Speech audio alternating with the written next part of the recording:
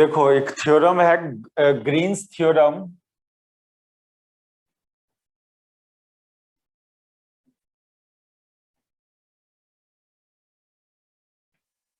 और ये Gauss divergence theorem का ही एक स्पेशल केस है। It is the special case of Gauss divergence theorem.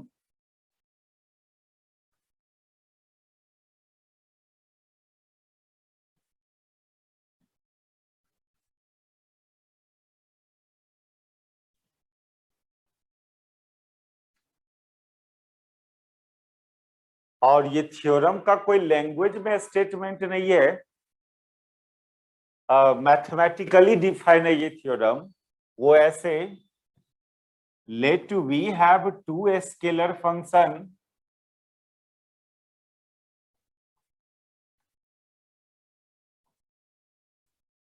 एक फाई और एक साई, देन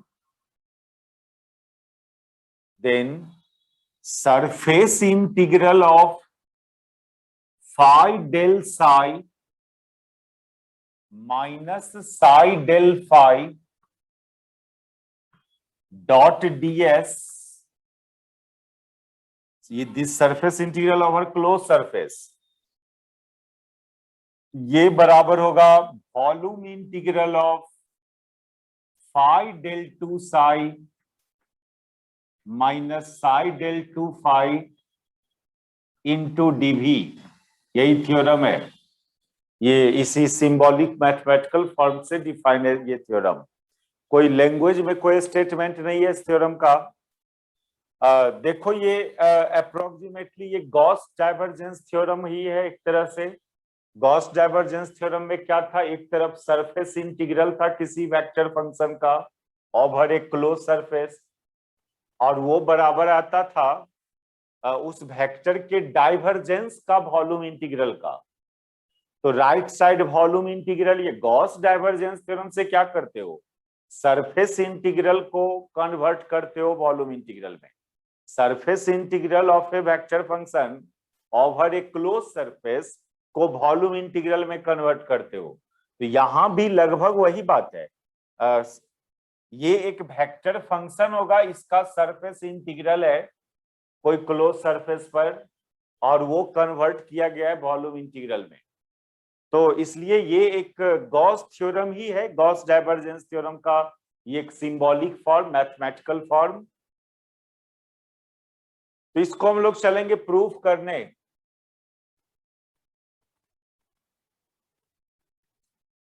ये प्रूफ करने में क्या क्या सब जूम करें हम लोग यहाँ पर।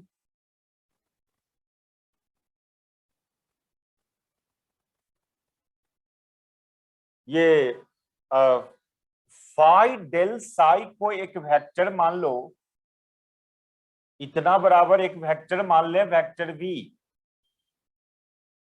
तो देखिए फिर इतना माइनस इतना डॉट डीएस है, तो इतना डॉट डीएस भी होगा एंड इतना डॉट डीएस भी होगा। तो ये phi phi del psi dot vector DS across a closed surface, it means that vector v dot ds, इतना को वेक्टर v माना हम लोग। रुक जाइएगा बाबू, उतारिएगा मत, तब देखते रहो क्या कर रहे हैं। इतना को एक वेक्टर माना, सिमिलरली फिर इसी तरह से इतना को एक वेक्टर मानेंगे। तो इतना डॉट डीएस है, इसको आप वेक्टर v माना, that is vector v dot DS है अक्रॉस ए क्लोज सरफेस। अब यहां पर गॉस डाइवर्जेंस थ्योरम अप्लाई किया जा सकता है। इस जगह गॉस डाइवर्जेंस थ्योरम अप्लाई करने के लिए आप रेडी हो। जो कंडीशन है गॉस डाइवर्जेंस थ्योरम अप्लाई करने का वो फुलफिल हो रहा है। क्या कंडीशन है, कोई वेक्टर फंक्शन का सरफेस इंटीग्रल होना चाहिए अक्रॉस ए क्लोज सरफेस, तो वो है। तो using Gauss divergence theorem here, देखते रहो, पहले तो उतारना बाद में। यूजिंग गॉस डाइवर्जेंस थ्योरम,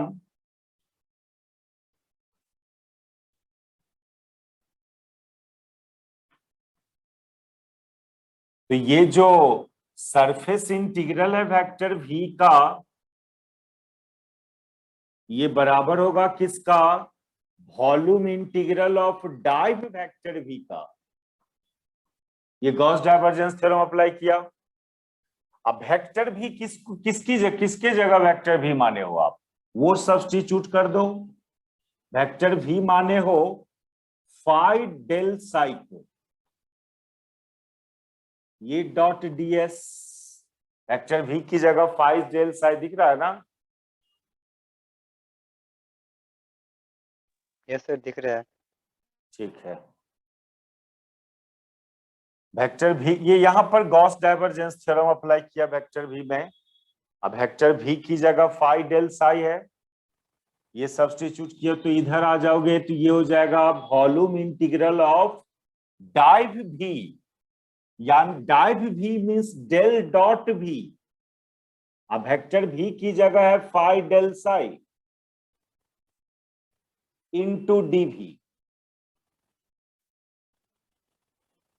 ये सब कुछ इस एजम्पशन पर है, फाई डेल साई को वेक्टर भी माना, तो जो LHS है वो इतना डॉट ds यानी वेक्टर v डॉट ds का सरफेस इंटीग्रल, उसको हम अलग कर लिया only vector v dot ds का सरफेस इंटीग्रल, और इसमें गॉस डाइवर्जेंस थ्योरम अप्लाई कर दिए, और वेक्टर v की जगह माना था फाई डेल साई, वो सब्स्टिट्यूट कर दिया। उतारो पहले इतना।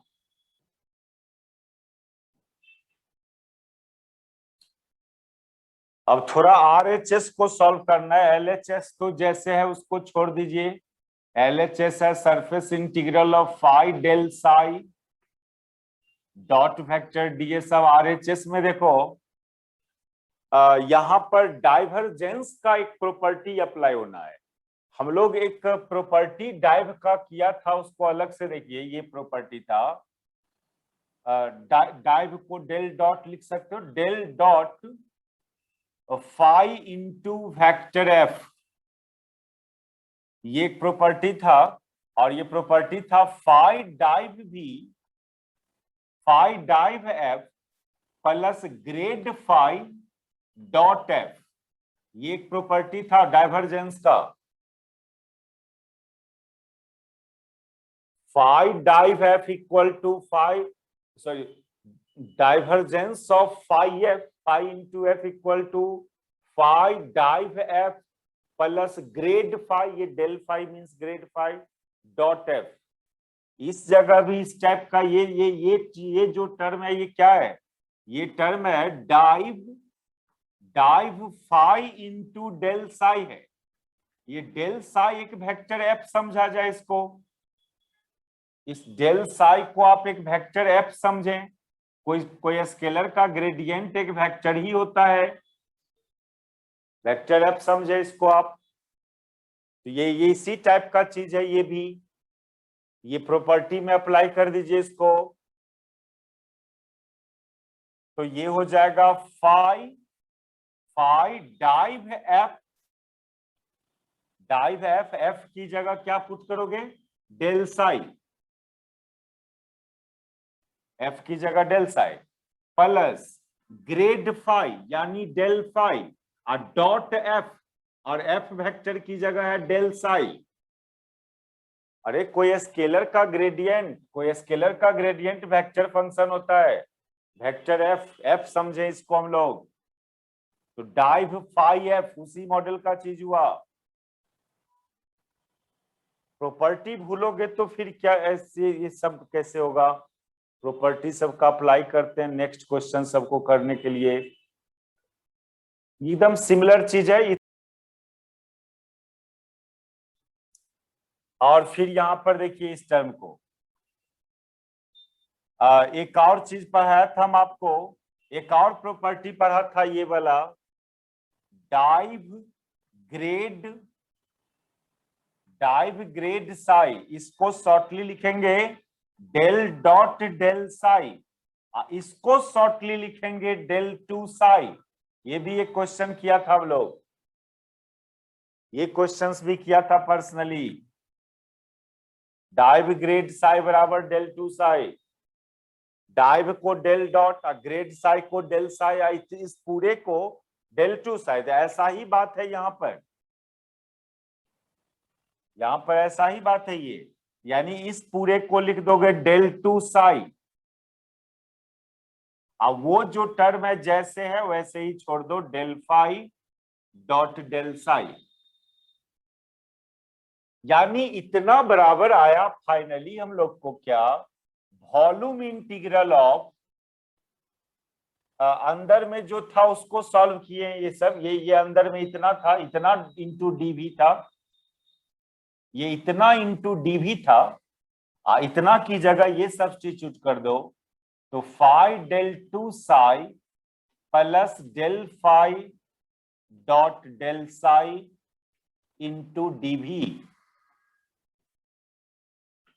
ये हुआ फाइनली। इसमें इतना को एक्सपेंड किया, और कैसे कैसे इस यहां से यहां तक पहुंचे आप, इसको हम लोग एक वेक्टर मान लिया था भी, वेक्टर भी, तो फिर इसमें गॉस डाइवर्जेंस थ्योरम अप्लाई कर दिया था, और गॉस डाइवर्जेंस थ्योरम अप्लाई किए, फिर जो अंदर में आया यानी वॉल्यूम इंटीग्रल ऑफ समथिंग, उसको एक्सपेंड किए तो ये आया। देखो ना, इसमें यदि नहीं समझ में आया फिर हम इसको एक दूसरा वाला में करके दिखाते हैं। देखो उतार लिए इसको ना,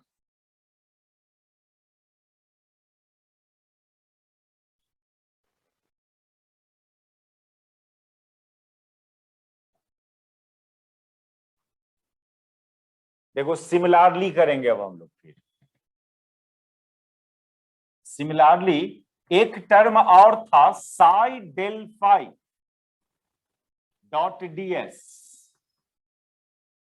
और इसका सरफेस इंटीग्रल था, एक और टर्म था ये। अब इसको भी आप एक वेक्टर सपोज कर लो, इसको आप अपने मन में एक वेक्टर मान लीजिए, इसको आप एक अपने मन में एक वेक्टर भी समझ लें, या V dash vector, V that dash dot DS, इतना को वेक्टर वी डैश मान लिया। अब फिर यहां पर गॉस डाइवर्जेंस थ्योरम अप्लाई कर दोगे, तो गॉस डाइवर्जेंस थ्योरम अप्लाई करोगे तो ये volume integral of div V dash dot DS हो जाएगा। Div V dash dot DS means क्या, del dot V dash, sorry into DV, यहां पर लिख दोगे ब्रैकेट में यूजिंग गॉस डाइवर्जेंस थ्योरम। देखो देखो फिर देखो, रुक जाओ, using Gauss divergence theorem, clearly इतना को एक वेक्टर वी डैश माना गया, तो vector V dash dot DS का सरफेस इंटीग्रल, और इसमें हम लोग गॉस डाइवर्जेंस थ्योरम अप्लाई किए कि कोई वेक्टर फंक्शन का सरफेस इंटीग्रल बराबर होता है उस वेक्टर के डाइवर्जेंस का वॉल्यूम इंटीग्रल का, यही गॉस थ्योरम था। डाइव वी डैश को क्या लिखोगे, del dot V dash into DV. अब वी डैश किसकी जगह एज्यूम किए हो, वो सब्स्टिट्यूट कर दीजिए। वी डैश हम लोग माने हैं किसको, ये माने हैं साई डेल फाई को, साई डेल फाई को वी डैश माने। उतारो पहले इतना,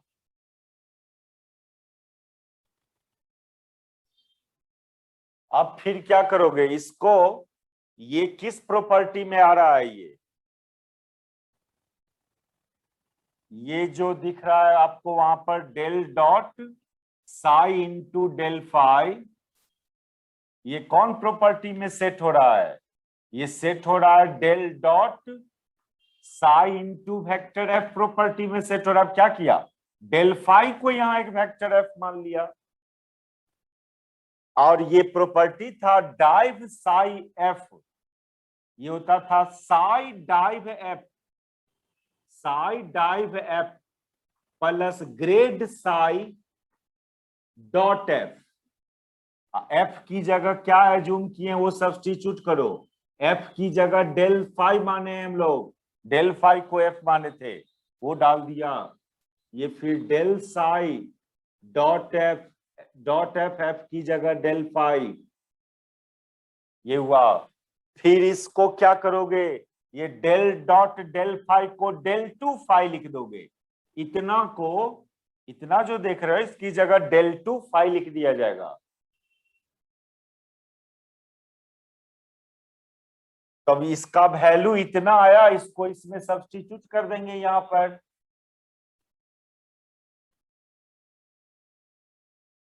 दस, 10 लास्टली रिजल्ट क्या आ रहा है, ये फाइनल एलएचएस ये है आपका, इनिशियल एलएचएस। पूरा सेटिंग्स करना है रिजल्ट को। देखो रुक जाओ, फिर यहां तक कर लिए।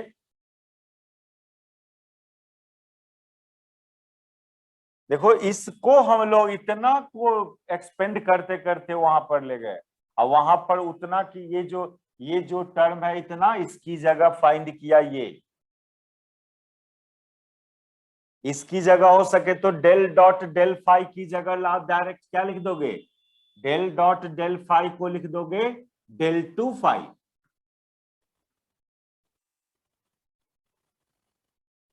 एक स्टेप और कर लो नीचे, इतना लिख दो डेल डॉट डेल फाई को del two phi.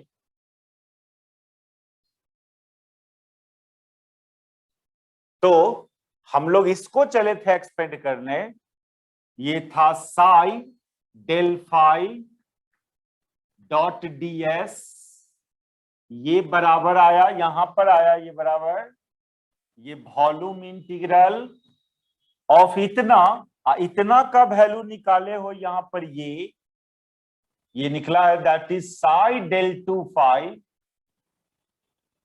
Plus del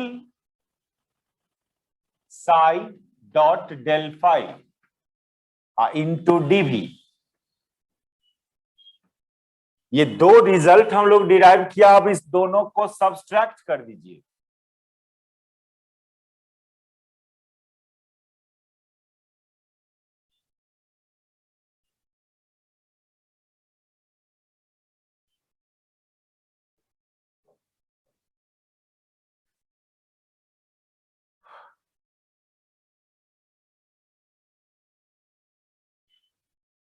इसको 1 मान लो, इस इक्वेशन को, इसको 2 मान लो, और 1 माइनस 2 कर दो, 1 माइनस 2, तो 1 का एलएचएस, ये सरफेस इंटीग्रल ऑफ किसका, फाई डेल साई।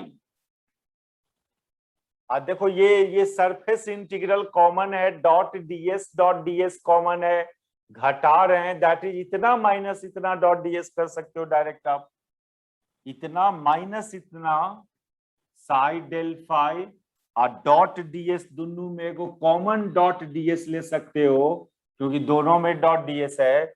अब राइट साइड देखिए, राइट साइड वॉल्यूम इंटीग्रल दोनों में कॉमन है, कॉमन कर देंगे तो इतना माइनस इतना, यानी phi del two psi minus psi del two phi, और ये कैंसिल हो जाएगा सब्सट्रैक्ट कीजिएगा तो दोनों सेम चीज है, ये del phi into dot del psi, ये del psi dot del phi दोनों बराबर होता है।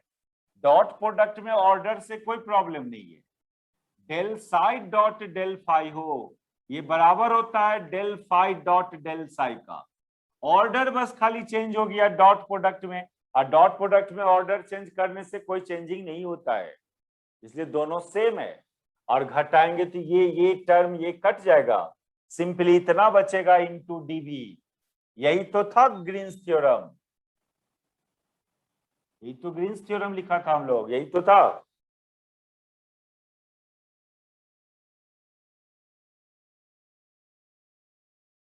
तो ये क्वेश्चन लेकिन शॉर्ट क्वेश्चन आंसर में ही पूछ सकता है 5 मार्क्स में। गॉस थ्योरम का ही यूज करके इसको प्रूव किया गया, और इसका कोई लैंग्वेज में स्टेटमेंट नहीं है, सिंबॉलिक फॉर्म में ही ये थ्योरम डिफाइन है। अब देखो Stokes theorem, sir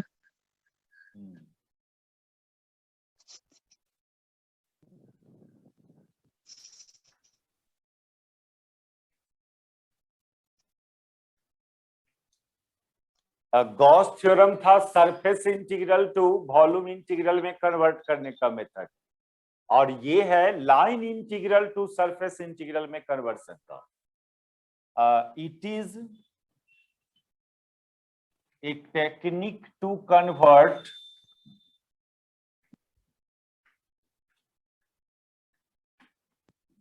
line integral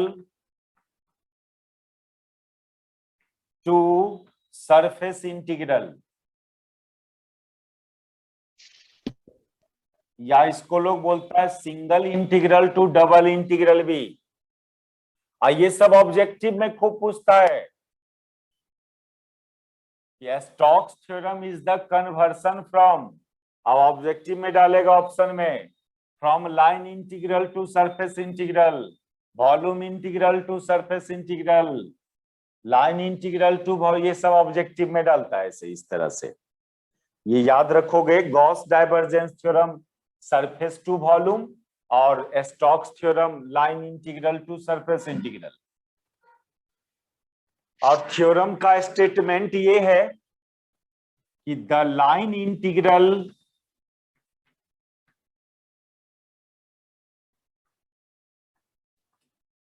of a vector point function along a closed curve, along a closed curve, open curve के लिए लाइन इंटीग्रल के लिए नहीं है ये, closed curve will be equal to surface integral of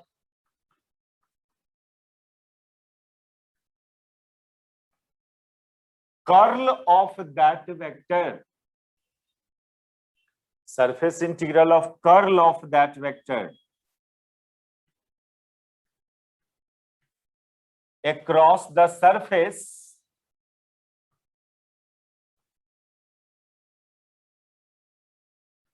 formed by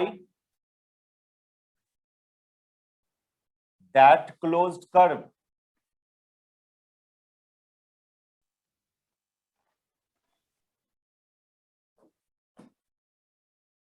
चलो देखो इसका स्टेटमेंट को समझो क्या बोल रहा है।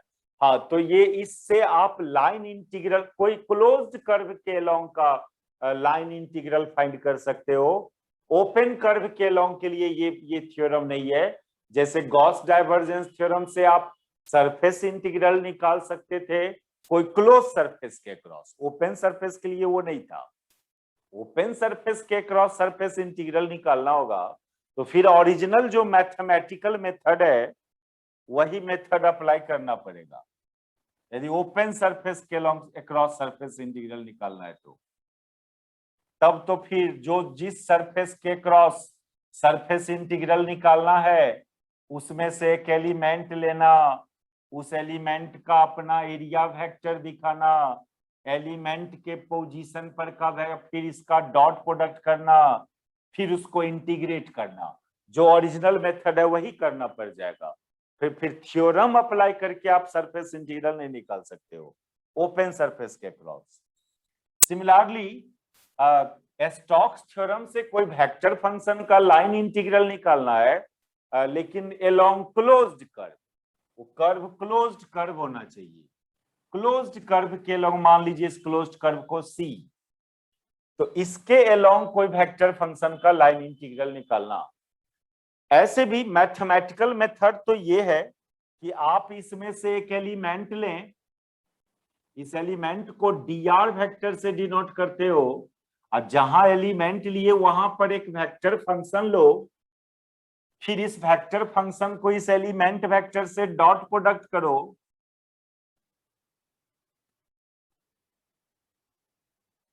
इस वेक्टर फंक्शन को इस एलिमेंट वेक्टर से डॉट प्रोडक्ट, तो ये कहलाएगा लाइन इंटीग्रल अलोंग एलिमेंट।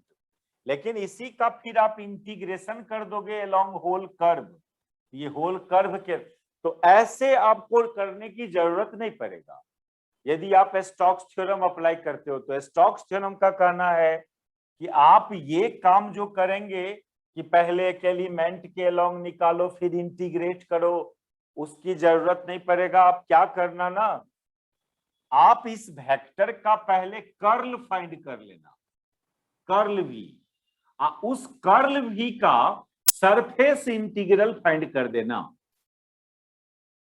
ये है स्टोक्स थ्योरम। किसी वेक्टर का line integral along closed curve will be equal to surface integral of curl of that vector. किस सरफेस पर सरफेस इंटीग्रल निकालोगे? तो जिस लाइन के लॉन्ग आप लाइन इंटीग्रल निकाल रहे हो, उसी लाइन के अंदर वाला जो सरफेस है, उसी सरफेस पर सरफेस इंटीग्रल निकालना। जिस क्लोज्ड कर्व के लॉन्ग लाइन इंटीग्रल बोला गया, उसी क्लोज्ड कर्व के अंदर वाला एरिया पर सरफेस इंटीग्रल निकालना, दूसरा कोई सरफेस के लिए नहीं। ये जो लैंग्वेज में लिखे हो, इसी बात को हम यहां मैथमेटिकली लिखा। तो चलेंगे अब इसका प्रूफ करने हम लोग।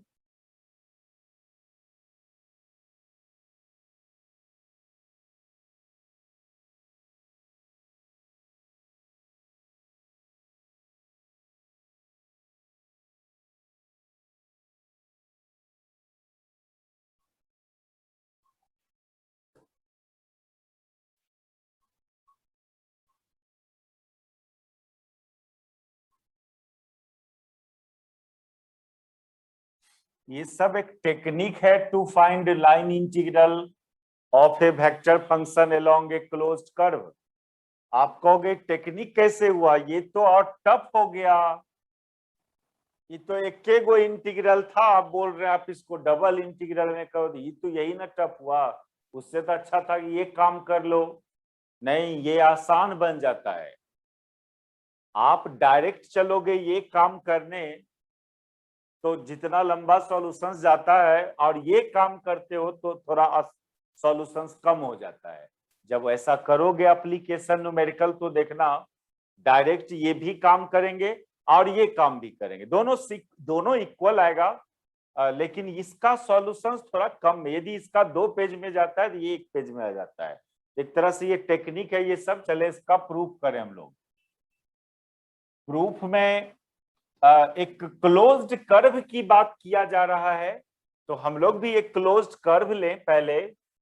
और आप कोई भी टाइप का क्लोज्ड कर्व नहीं ले लोगे, आप ऐसा क्लोज्ड कर्व लो जिसमें इजीली मैथमेटिक्स अप्लाई कर सके हम लोग। तो रेक्टेंगुलर क्लोज्ड कर्व लिया जा सकता है, सर्कल लिया जा सकता है, इलिप्स लिया जा सकता है। ये सब एक सिमेट्रिकल क्लोज्ड कर्व है जिसमें मैथमेटिक्स अप्लाई कर सकते हैं आप। तो हम लोग रेक्टेंगुलर क्लोज्ड कर्व लेके चलेंगे। Consider an elementary rectangular closed curve.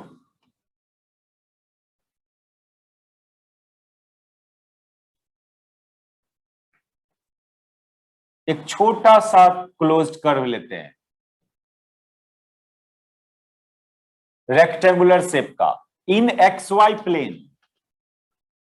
और वो closed curve, rectangular closed curve imagine करते हैं हम लोग XY प्लेन में, हैविंग डायमेंशन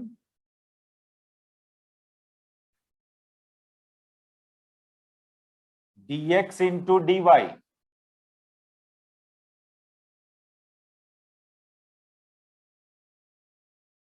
एक रेक्टेंगुलर क्लोज एलिमेंट्री, बहुत छोटा, लेकिन दिखाने के लिए छोटा नहीं दिखाएंगे, दिखाने के लिए बड़ा ही दिखाओ।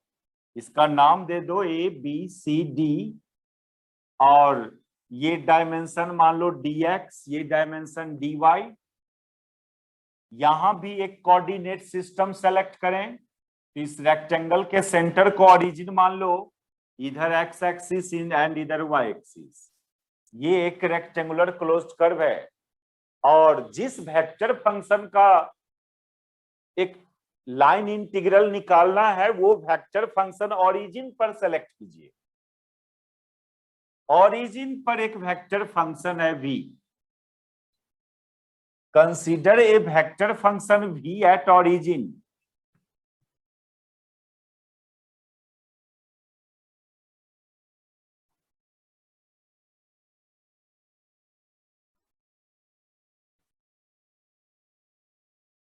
और इस वेक्टर फंक्शन को यूनिट वेक्टर में लिख लोगे, vxi plus vyj plus vz के।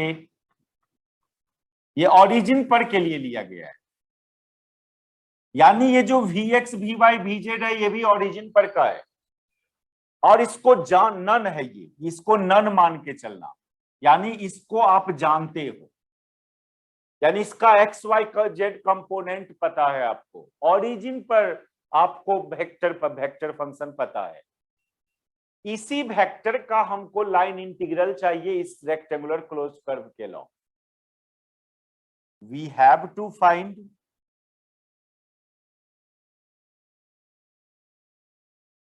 line integral of this vector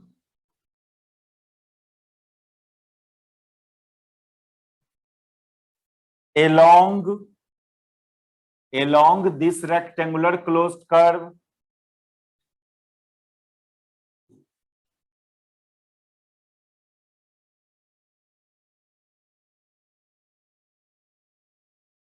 चलो ये सब तो प्लानिंग हुआ। देखो एकदम थोड़ा सा सिमिलर डिराइवेशन है गॉस डाइवर्जेंस थ्योरम के ही जैसा।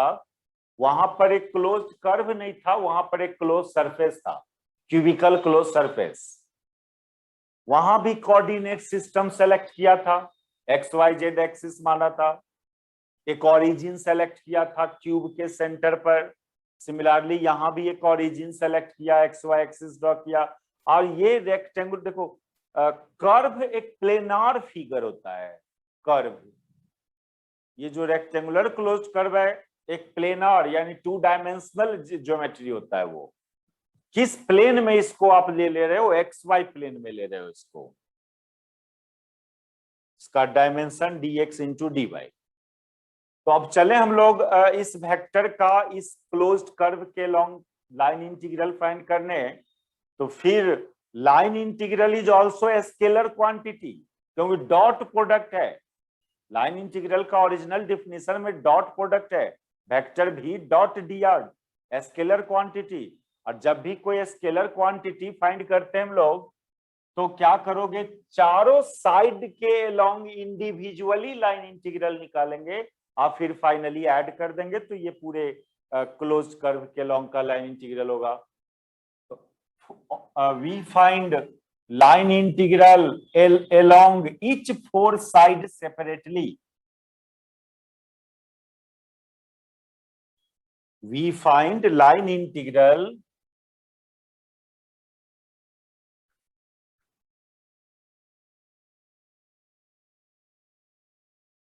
along each 4 side separately.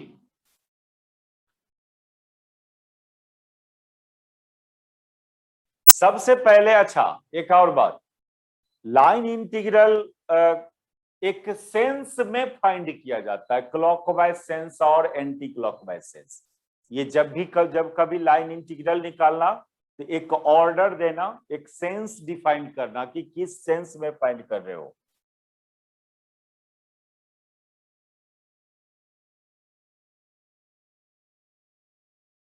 ये जरूरी होता है, ये जरूरी होता है लाइन इंटीग्रल से किस सेंस में निकाल रहे हो ये पता करना।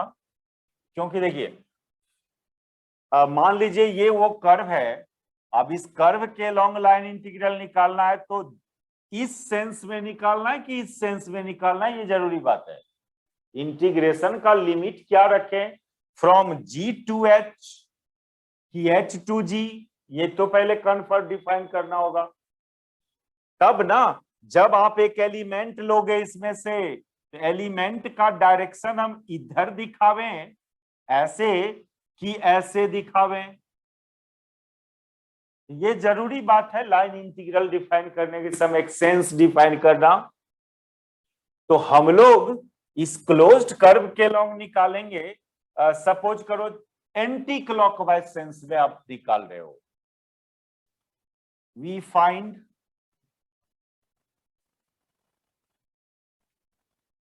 Line integral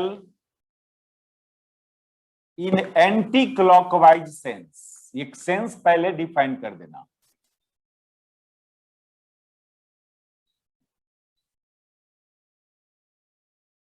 in anti clockwise sense तो अब बस एक साइड पर कैसे निकालना है वो वहीं तक प्रॉब्लम है, उसके बाद तो सिमिलरली आप समझ ले रहे हो, अदर साइड पर कर लिया जाएगा।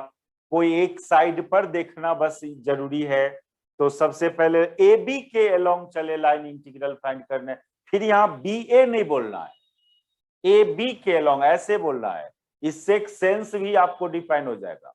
Line integral along A B A नहीं रीड करना है। First find line integral along A B.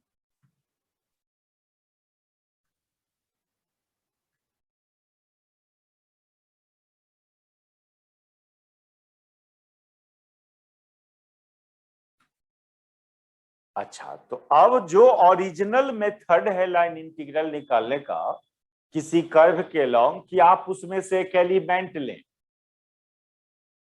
तो आपको एलिमेंट ए बी के लॉन्ग निकाल रहे हो तो ए बी में से एक एलिमेंट लेने की बात करोगे, कोई जरूरी नहीं है। ए बी खुद एक एलिमेंट है। इसका साइज देखिए ना, dx कितना छोटा साइज का ये ए बी, ये खुद एक एलिमेंट है। ए बी ए को एक एलिमेंट मान लेंगे। तो डॉट dr जो लिखते थे, dr ए बी के लिए dr वेक्टर की जगह डायरेक्ट वेक्टर ए बी लिख लेना। ए बी खुद एक एलिमेंट है। अब क्या करना है, एक एलिमेंट लेता था, उस एलिमेंट के पोजीशन पर वो वेक्टर फंक्शन दिखाते थे। तो यही तो एक प्रॉब्लम है। आपको जिस वेक्टर का लाइन इंटीग्रल निकालना है वो ओरिजिन पर है, और वेक्टर लेना होता है कहां पर का, एलिमेंट के पोजीशन पर का। एलिमेंट के पोजीशन पर का वेक्टर चाहिए, जबकि जिस वेक्टर का लाइन इंटीग्रल निकालना है वो ओरिजिन पर है। ऐसा नहीं हो कि एलिमेंट यहां वेक्टर यहां।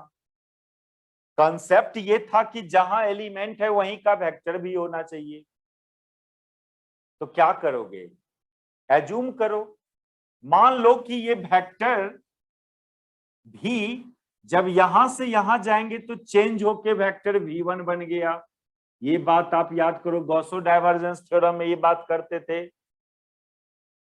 ओरिजिन पर वो वेक्टर v है, लेकिन as we goes from origin to this element, vector v changes to vector v1। Point function है वो, थोड़ा भी इधर उधर होंगे उसमें चेंजिंग आएगा। तो let at the position of let vector v changes to vector v1 as we goes from origin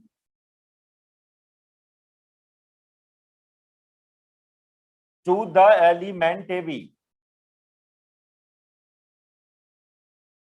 देखो ये गॉसो डाइवर्जेंस थ्योरम में ऐसा हुआ था। आप क्यूब के सेंटर पर एक वेक्टर माने थे और एक सरफेस पर सरफेस इंटीग्रल करना था, तो ओरिजिन से वहां जाने में वो वेक्टर में चेंजिंग माने थे v1 v2 इस तरह से। ठीक है ना। अब सब कुछ रेडी है, जिस एलिमेंट के लॉन्ग लाइन इंटीग्रल चाहिए वहां का वेक्टर फंक्शन अज्यूम कर लिया। अब इस वेक्टर फंक्शन को इस एलिमेंट वेक्टर ए बी से डॉट प्रोडक्ट कर देना।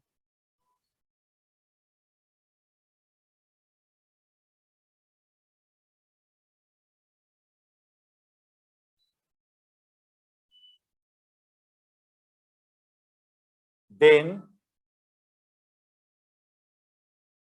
Line integral along A B, ये हो जाएगा कितना, vector v1 dot A B. और अभी ये कंप्लीट नहीं हुए क्योंकि वेक्टर v1 को हम नहीं जानते हैं, उसका एक्स वाई जेड कंपोनेंट क्या है वो नहीं पता है हम लोग को तो ओरिजिन पर का जो वेक्टर है उसका एक्स वाई जेड कंपोनेंट पता है। ये तो एज्यूम किया है v1 को। पहले तो इस दोनों को यूनिट वेक्टर में एक्सप्रेस कर लो। वेक्टर v1 को यूनिट वेक्टर में लिखोगे तो v1xi plus v1yj plus v1zk dot dot vector A B का मैग्नीट्यूड है dx और डायरेक्शन है पॉजिटिव एक्स एक्सिस के लॉन्ग। ए बी बोल रहे हो आप ना कि बी ए बोल रहे हो? ए बी बोल रहे हो यानी पॉजिटिव एक्स एक्सिस का डायरेक्शन। अब पॉजिटिव एक्स एक्सिस के डायरेक्शन में आई कैप, ये हुआ वेक्टर ए बी, उसका मैग्नीट्यूड इनटू उसका direction that is that vector. आप फिर इसका डॉट प्रोडक्ट कीजिएगा, आई डॉट आई 1 होता है लेकिन I dot J 0, I dot के 0, वो सब 0, यानी सिंपली ये निकल के आएगा v1x इंटू डी एक्स। फिर v1x को नहीं जानते हो आप, आपको ओरिजिन पर का x कंपोनेंट जानते हो, यहां का x कंपोनेंट नहीं जानते हो, तो फिर उसके लिए भी एक मेथड सिखाया था हम आपको। ओरिजिन पर का जानते हो ना, पहले वही लिख लो, ओरिजिन पर का x कंपोनेंट vx था। अब क्या करोगे, इसी में ऐड कर दो कि यहां से यहां तक आने में कितना चेंज हुआ x कंपोनेंट में,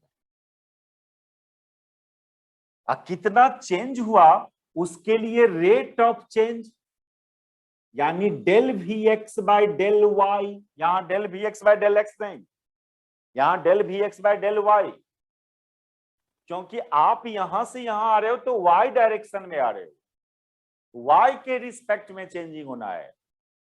वहां पर वी एक्स को एक्स के रिस्पेक्ट में डिफ्रेंशिएट करते थे रेट ऑफ चेंज के लिए, तो वहां तो सिचुएशन था कि एक्स डायरेक्शन में जा रहे होंगे आप, इसलिए यहां पर ओरिजिन से यहां आना है तो इफेक्टिवली वाई डायरेक्शन में आ रहे हो आप, तो वाई के रिस्पेक्ट में चेंजिंग हो रहा है वी एक्स में, इसलिए इस वी एक्स को वाई के रिस्पेक्ट में डिफ्रेंशिएट करेंगे।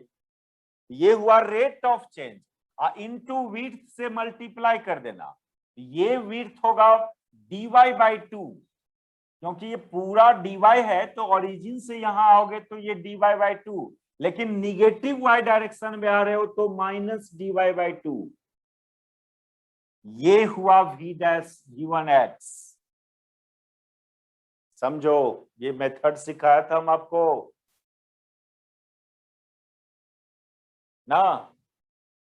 अरे ओरिजिन पर का x कंपोनेंट जान रहे थे ना, vx था, ठीक है। अब इसी में क्या किया, कितना चेंज हुआ vx में उसको ऐड किया। ये चेंज कैसे निकाला, rate of change into width, ये मेथड सीखे थे पिछले क्लास में। Yes sir. पढ़िए, घर पर स्टडी कीजिए, पढ़िए घर पर, भूलोगे सब बात, पिछला रिजल्ट सब मैथमेटिक्स है तो प्रैक्टिस का चीज होता है, जितना देखोगे जितना बार उल्टा के देखोगे याद रहेगा। और बाहर में ये dx तो है ही, ये dx डाल दो,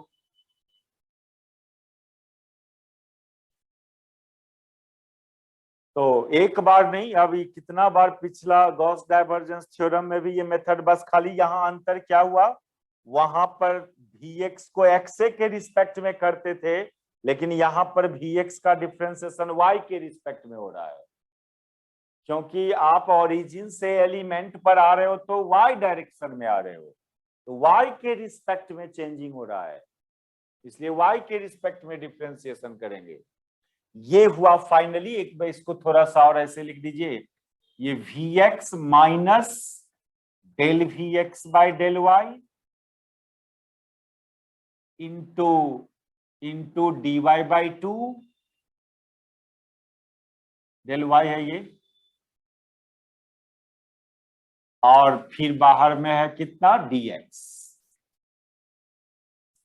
साइड ए बी के लॉन्ग निकाला, एक ठो और निकाल के दिखाते हैं हम बीसी के लॉन्ग, फिर दूगो साइड बचेगा जो आपको देंगे निकाल के आने लाने। अब देखिए line integral along BC,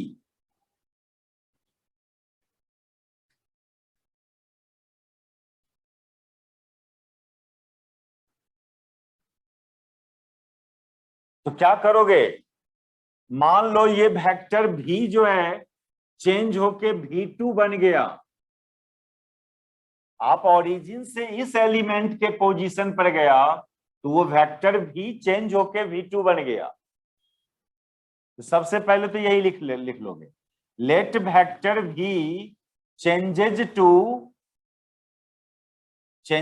to vector V2 as V goes from origin to the element BC।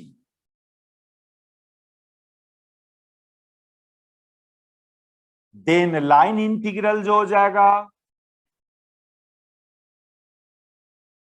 Then line integral along BC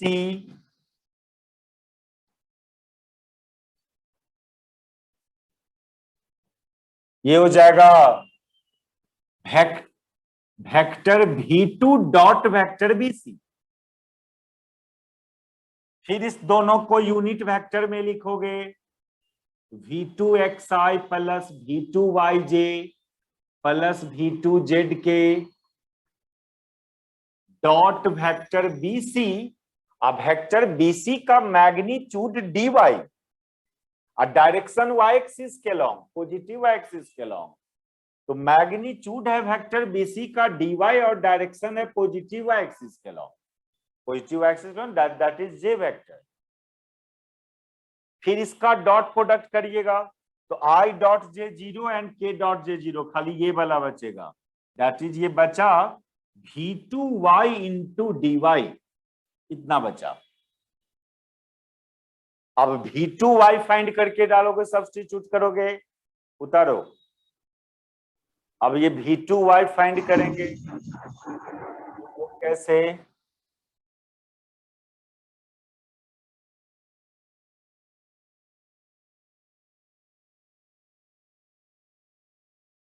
इसी को हम आगे बढ़ाते हैं। V2y के लिए क्या करिएगा, ओरिजिन पर का तो y कंपोनेंट को तो जानते हो ना, Vy, पहले वो लिख लेना,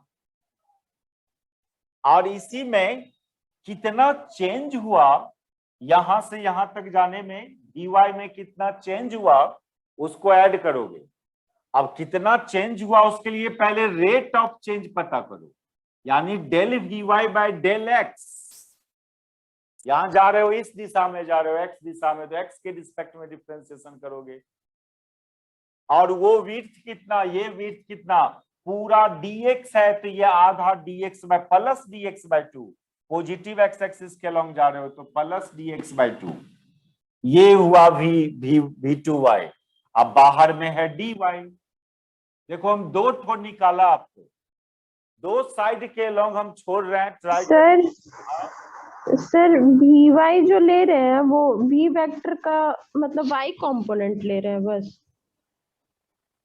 Vy V2y, हाँ Vy सर, Vy तो पुराना वेक्टर जो ओरिजिन पर है उसका y कंपोनेंट है। हाँ तो वही मतलब y कंपोनेंट V वेक्टर का है ना, हाँ V वेक्टर का, इसका y कंपोनेंट, हमको चाहिए इसका y कंपोनेंट। तो क्या किया, इसी का वाला y कंपोनेंट में कितना चेंज हुआ यहां से यहां तक जाने में उसका y कंपोनेंट, तो चेंज को ऐड कर दिया, समझे। ओरिजिन पर वाला y कंपोनेंट में क्या किया, कितना चेंज हुआ उसको ऐड कर दिया। नहीं होता है कि हमको वहां का नहीं पता है लेकिन यहाँ का पता है, तो पता करते कि यहां से वहां जाने में चेंज कितना हुआ, उसको ऐड कर दो इसी क्वांटिटी में तो वहां का पता चल जाएगा, ठीक है। तो यही एक, वैसे तो सब्सिडियरी मैथ पढ़ोगे, एक टेलर सीरीज पढ़ाया जाता है, उसका यूज करके भी ये निकलता, लेकिन हम लोग नहीं पढ़े, बहुत बच्चा का नहीं पढ़ा रहता है, तो हम अपना जो कॉमर्शियल मेथड है इस बात को फाइंड करने का वो बोल रहे हैं। इस दो साइड के लॉन्ग फाइंड करना, तो